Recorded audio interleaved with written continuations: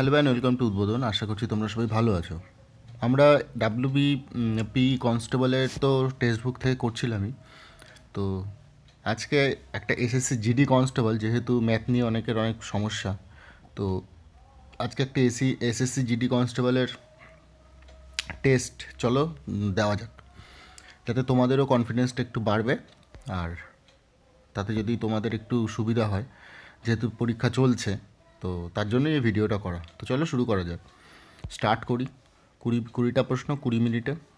আমি বাংলায় নিচ্ছি, তোমাদের যদি অসুবিধা হয় তোমরা ইংলিশে নিতে পারো, হিন্দিতে নিতে পারো। যেহেতু বাংলা এখানে অপশান দিচ্ছে, এবার চলো বাংলায়, নাহলে ইংলিশেও নেওয়া যেতে পারে। বাংলায় নিই যদি, তারপরে তোমরা তোমাদের রিভিউর উপর নির্ভর করবে তোমরা কীরকম কী রিভিউ দিচ্ছ। যদি রিভিউ দিচ্ছ যে না এরপর একটা ইংলিশে করাও, তাহলে আমি অবশ্যই ইংলিশে করাবো। তো চলো এটা বাংলায় শুরু করি। দেখো প্রথম প্রশ্ন বলছে এটা P/Q হচ্ছে 2:7, তাহলে Q-P কত? তাহলে Q-P হচ্ছে তোমার 7-2 হচ্ছে 5, আর Q+P হচ্ছে 7+2 9, তাহলে 5:9 এটা হচ্ছে অ্যান্সার। এটা দেখে দেখে হয়ে গেল। বলছে 80 লিটার অ্যালকোহল এবং জলের মিশ্রণে, তাহলে 80 লিটার এখানে কি আছে? অ্যালকোহল আছে এবং ওয়াটার আছে, তাই তো। 60% হচ্ছে অ্যালকোহল থাকে, তা 60% যদি অ্যালকোহল থাকে তাহলে 80-র 60% হচ্ছে 48।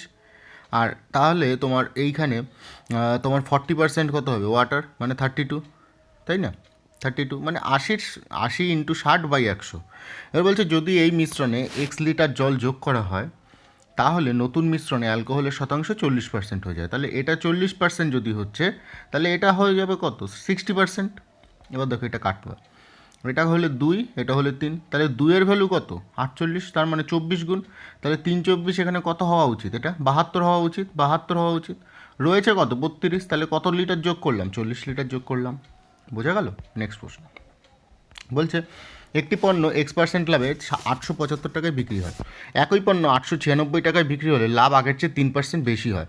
875 টাকায় বিক্রি করেছিলাম X% লাভে, এবার হচ্ছে 896 টাকায় বিক্রি করেছি X+3% লাভে, ঠিক আছে। তো এই যে ডিফারেন্সটা দেখো, এইটা হচ্ছে আমার, ধরে নিলাম 100 টাকা প্লাস X% লাভ হচ্ছে, আর এটা আমার কত হয়েছে? 100 প্লাস এক্স প্লাস 3, তাহলে 100 প্লাস এক্স এখানেও, 100 প্লাস এক্স এখানেও। তাহলে এই যে ডিফারেন্সটা হচ্ছে, ডিফারেন্সটা কত?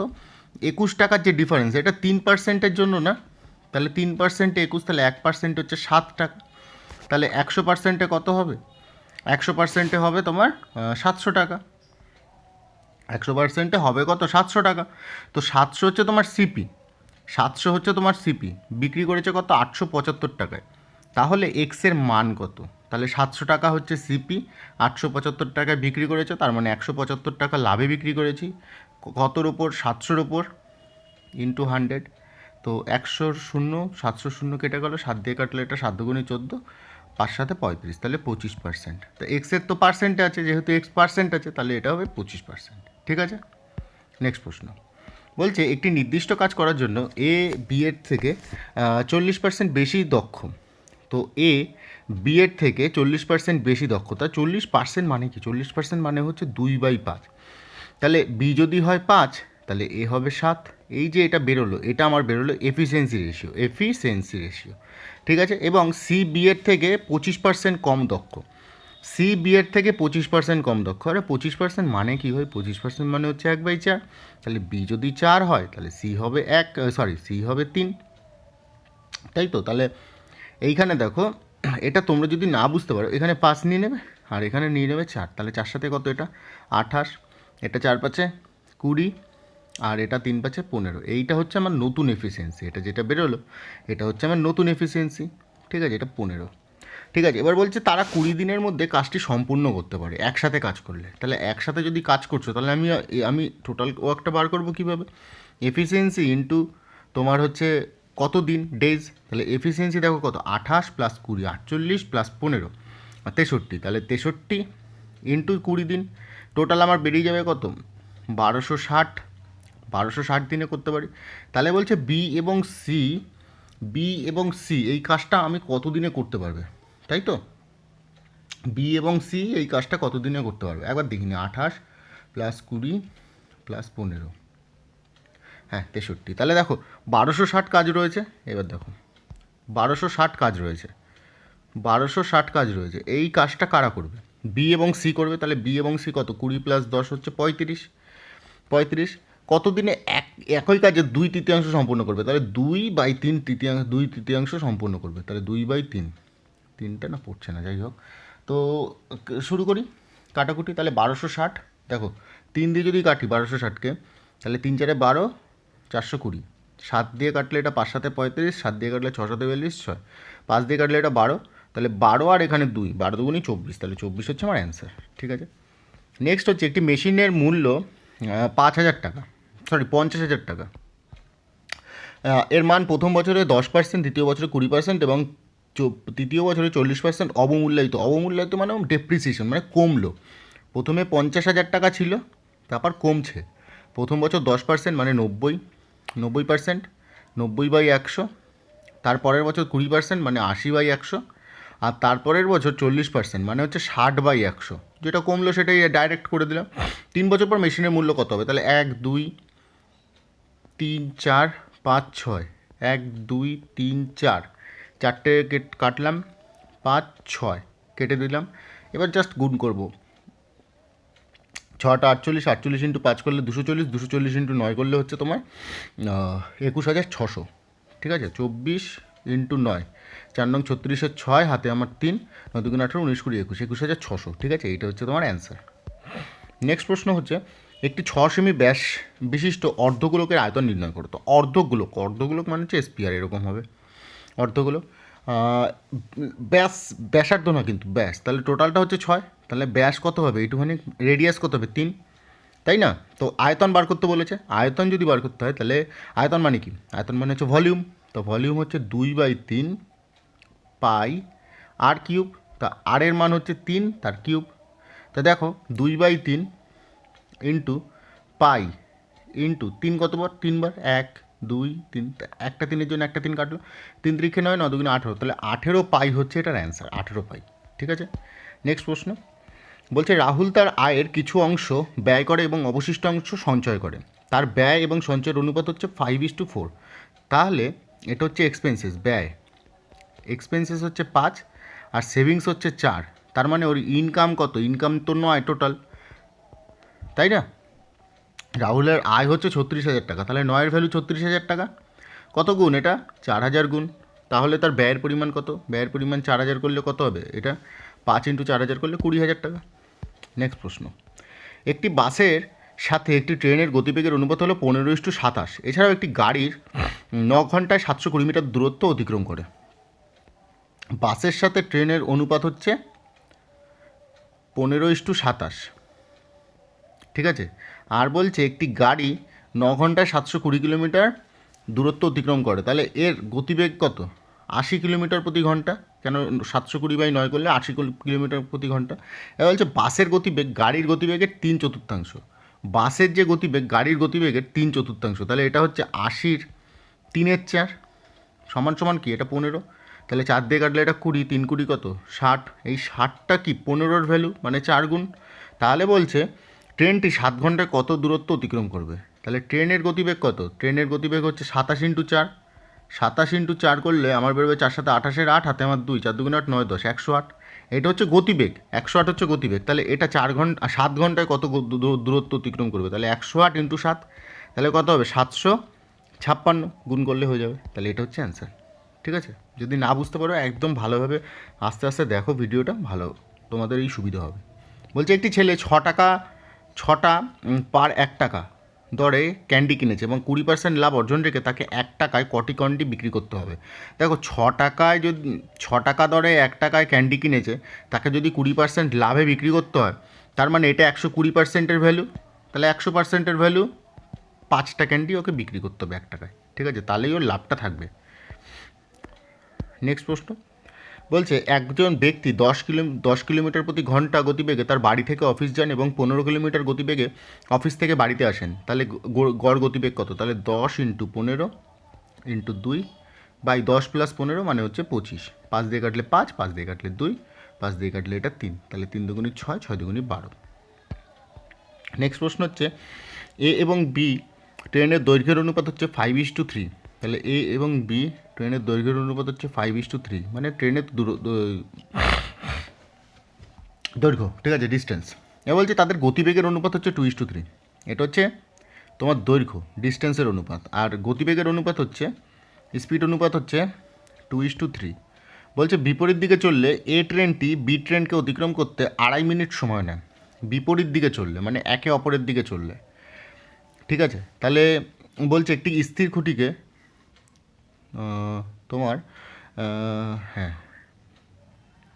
বিপরীত দিকে যদি চলছে তাহলে এ ট্রেন বি ট্রেনকে অতিক্রম করতে 2.5 মিনিট সময় লাগে, তাহলে স্থির খুঁটিকে অতিক্রম করতে এর কত মিনিট সময় লাগবে। তো বিপরীত দিকে চালাই, বিপরীত দিকে চালালে ওদের স্পিডটা যোগ হয়ে যাবে, 2 আর 3 হচ্ছে 5, এটা 5 অনুপাত হয়ে গেল, আর দৈর্ঘ্যের অনুপাত হচ্ছে 8, আর এটা তোমার 2.5 মিনিট সময় লাগছে, মানে হচ্ছে 5/2, মানে 5/2 এরকম, ঠিক আছে, 5/2। তো বলছে এর কত মিনিট সময় লাগবে। দাঁড়াও এইটা না একটু ইংলিশে করে নিই, তাহলে আমার সুবিধা হবে এটা বুঝতে। বলছে the ratio of the length of train A and B is 5:3, and the ratio of their speed is 2:3। ভালো কথা। Moving the opposite direction it takes 2.5 minute to for train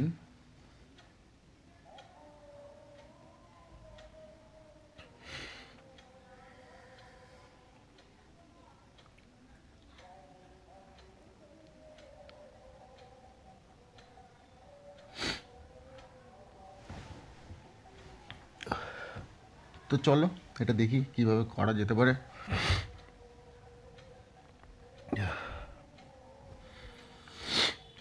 তা দেখো ওদের ওদের লেন্থ কত আছে, ওদের লেন্থ আছে 5:3, ঠিক আছে, আর ওদের টাইম হচ্ছে, ওদের স্পিড হচ্ছে 2:3। তাহলে আমি আগে ইউনিটে করে নিই এটা, ঠিক আছে। তাহলে এ এবং বি, তাই তো, এ এবং বি টোটাল ওদের সময় লাগছে হচ্ছে কত, টোটাল ওদের সময় লাগছে 2 আর 1 2 আর 3, 2 আর 3, তাহলে টোটাল 2, এটা যদি আমি মিনিট ধরে নিই, দুটাকে মিনিট ধরে নিই, 2 মিনিট আর এটাকে 3 মিনিট, মিনিটেই নিয়ে যাই তাহলে সুবিধা হবে। তো 2 মিনিট মানে হচ্ছে আমার এটা 120 সেকেন্ড লাগছে, আর এটা লাগছে তোমার 300, সরি এটা হচ্ছে 180 সেকেন্ড লাগছে, ঠিক আছে, 180 সেকেন্ড লাগছে, ঠিক আছে। ডিস্টেন্স হচ্ছে তোমার 5 আর 3 8, 8x, ঠিক আছে। তো দাঁড়াও, distance equals to speed into time আমরা জানি, তাহলে ডিস্টেন্স কত 8x প্লাস স্পিড হচ্ছে তোমার 5y ধরে নিলাম, ইন্টু টাইম, টাইম আমি জানি না, তো টাইম আমি 120 সেকেন্ড রেখে দিলাম এখানে। তো এখান থেকে এক্স বাই ওয়াই, 8 দিয়ে এটাকে কাটলে 15, তাহলে এক্স বাই ওয়াই আমার বেরোচ্ছে হচ্ছে এক্স বাই ওয়াই না, এক্স ইকুয়ালস টু করে নিই, এক্স ইকুয়ালস টু 8 দিয়ে কাটলে এটা হচ্ছে 15, তাহলে এক্স ইকুয়ালস টু হচ্ছে 75y, ঠিক আছে, 75y। এইবার তোমার স্পিড ইকুয়ালস টু কি, ডিস্টেন্স আপন টাইম, তো টাইম ইকুয়ালস টু কি ডিস্টেন্স আপন স্পিড, তাহলে এটা আমি টাইমটা বার করবো, টাইম হচ্ছে তোমার 5x/2y, তো টাইমটা বেরিয়ে যাবে 5x, 5 আর এক্সের মান হচ্ছে 5 ইন্টু 5 ইন্টু তোমার 75y/2y, তাই তো, তাহলে এটা তোমার বেরোচ্ছে 375y/2y, তা ওয়াই কাটলো, এটা বেরোচ্ছে তোমার 187.5 সেকেন্ড, তাই না। এটা যদি মিনিটে কনভার্ট করি বাই 60 করে, তাহলে আমার বেরোবে 3.125 মিনিট, ঠিক আছে, 3.125 মিনিট। আর এটাকে যদি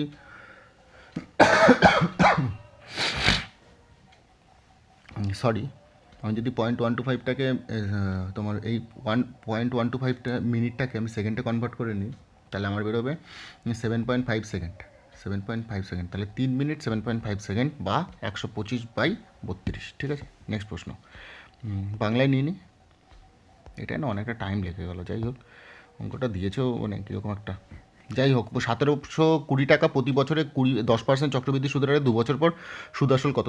10% মানে হচ্ছে 1/10, 1/10, 10 থেকে কত? 11, 10 থেকে 11, ঠিক আছে। তাহলে 10 10 100 আর 11 11 121, 10-এর ভ্যালু হচ্ছে 17,200। দেখো এটা একের ভ্যালু হচ্ছে 172, তাহলে 121-এর ভ্যালু হবে 121-এর ভ্যালু কত হবে? 172 × 121, জাস্ট গুণ করলে হয়ে যাবে, ঠিক আছে। 172 গুণ 20,812, 20,812 এটার অ্যান্সার।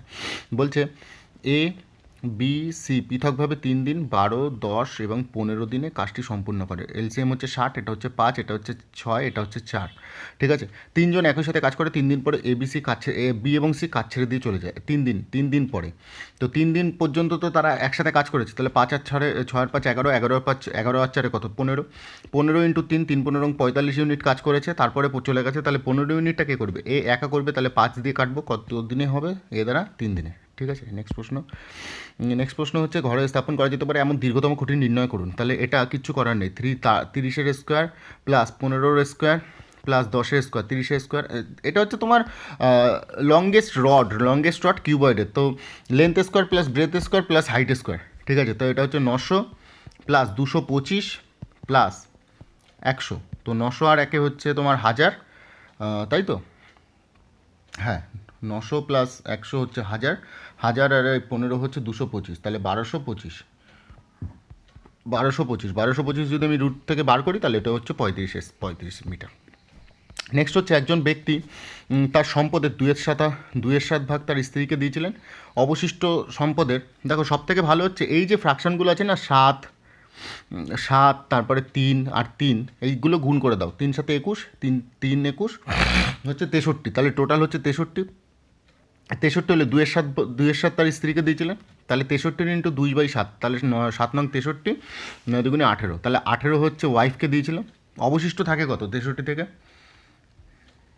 45, এই 45-এর মধ্যে অবশিষ্ট সম্পদের 1/3 পুত্রকে দিয়েছিল, তার মানে 15 হচ্ছে তোমার সনকে দিয়েছিল, এবং বাকি 3 কন্যার মধ্যে সমান ভাগে ভাগ করে দিয়েছিল, মানে 30-এর মধ্যে 10 10 10 করে 10 10 10 করে ভাগ করে দিয়েছিল। প্রত্যেক কন্যা যদি পুত্রের অংশের 2/3 ভাগ পায়, তাহলে পুত্রের অংশের 2/3 ভাগ পাচ্ছে, পুত্রের অংশ হচ্ছে 15, তার 2/3, ঠিকই হচ্ছে 5-10%, এবং 3 কন্যা প্রত্যেকে যদি 2 লাখ করে পায়, তাহলে লোকটার সম্পদ কত? 10-এর ভ্যালু হচ্ছে 2 লাখ, ঠিক আছে। তাহলে 63-র ভ্যালু কত হবে? 12,60,000, একদম সহজ প্রশ্ন।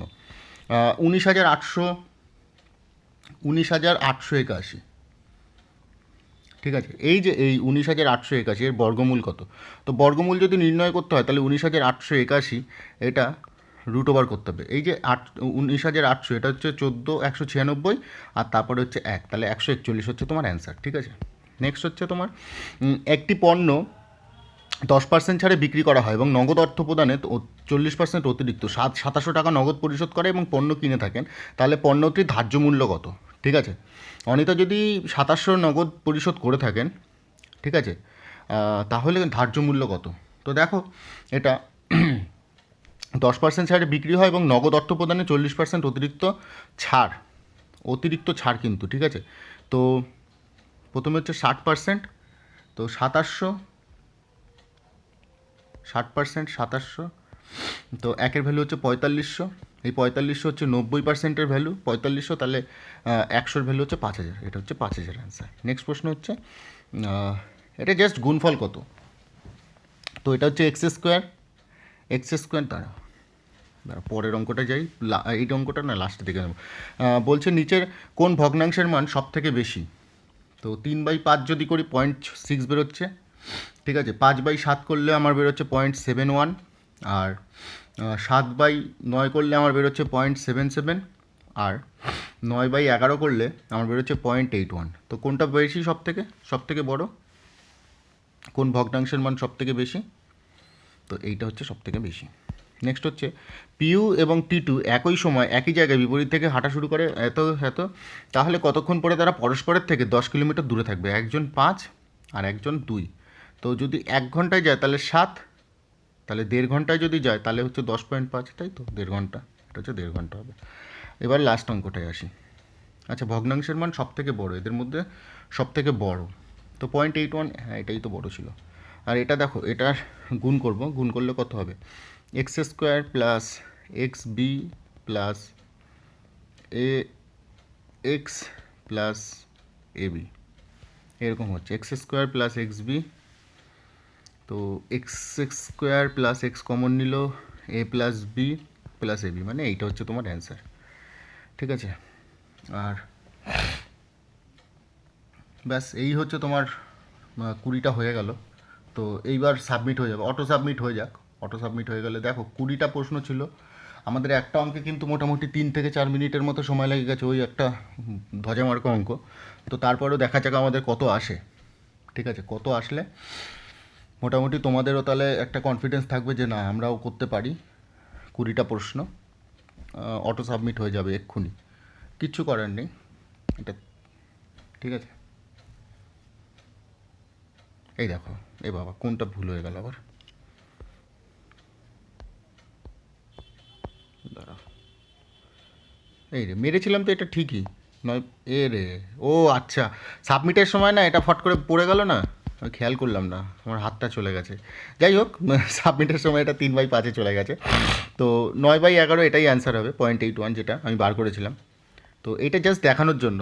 ঠিক আছে, যাই হোক, আমার ভুলে মানে আমার হাতটা মানে মানে কি বলবো, হাতটা হঠাৎ করে পড়ে গেল যার জন্য এই সমস্যাটা হয়েছে। তো দেখো 20 মিনিটের প্রশ্ন ছিল 9, এই যে 0.81 যেটা বার করেছিলাম আমি।